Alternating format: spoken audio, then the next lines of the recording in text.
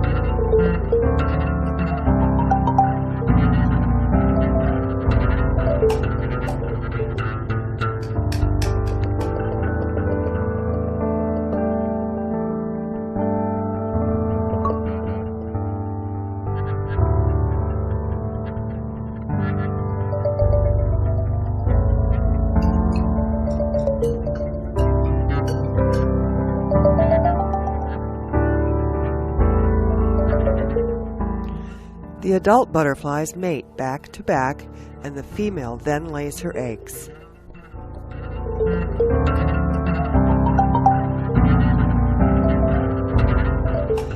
The butterfly receives all its nutrients through nectaring. It uncoils its proboscis, inserts it into a flower, and sucks the nectar.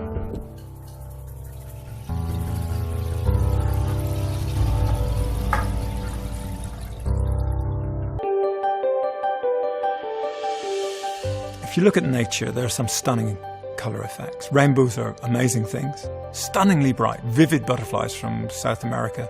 Dragonflies, how do they achieve those gorgeous greens? We just need to know. If you take a butterfly and you look at its wing scales, it's got very tiny wing scales, about 50 microns by 100. We found that within the wing scale, which is more or less fingernail material, the butterfly had created tiny sculpted structures, nanostructures, which gave interference, which gave diffraction. Those effects combined can give you a variety of different vivid colour effects. From the electron microscope images, we discovered an intricate structure in the wing scale of the morpho butterfly. And what we decided to do was to replicate that on a much larger scale. Here we have a structure corresponding to the scale of the wavelength of microwaves, with detailed ridges and with these Christmas tree structures internally. Then when we shine microwaves at this, it responds like light does to the butterfly wing scale. By unravelling the butterflies, we discovered a whole raft of new metamaterial type structures. If you structure matter on a fine enough scale, it doesn't respond in the simple way like a bucket of water or a piece of aluminium. It has new properties, new optical properties, new properties for different wavelengths. There was a fascinating paper by some South African scientists who were looking at a particular moth. It's got a metallic gold spot on its wing, and it turns out that it uses a zigzag grating, which is just basically a grating, and you zigzag it. Zigzag gratings haven't really been studied before, and they're fascinating. They have weird polarization properties, odd diffraction properties. We then make zigzag gratings, we then metallize them, and they have very interesting optical diffractive properties. If flat silver is placed into the scatterometer, all we would see is reflected green light. If we pattern the silver surface with a grating, then what we see on the screen is some missing portions of light. The light has gone into exciting surface plasmons. Scaling up from the visible to microwaves, we make samples of this kind. These scatter microwaves as the butterfly wings scatter light, but if we now metallize these, they will have very different properties, properties which you would not achieve in a butterfly wing scale. They will reflect microwaves in particular directions. They will stop certain frequencies of microwaves. You can even make lighthouses, if you like, of microwaves, so you can steer them around. This is useful in a variety of applications, one of which is in RFID tagging. RFID tags are going to be placed on many objects to keep records of where they are, stock checking, movement of goods, drugs, blood samples, etc. Conventional RFID tagging, the success rate of monitoring a large number of RFID tags can be as low as 70-75%. By using these structured metal surfaces, we've raised that success rate to well above 99.9%, which is really a massive improvement.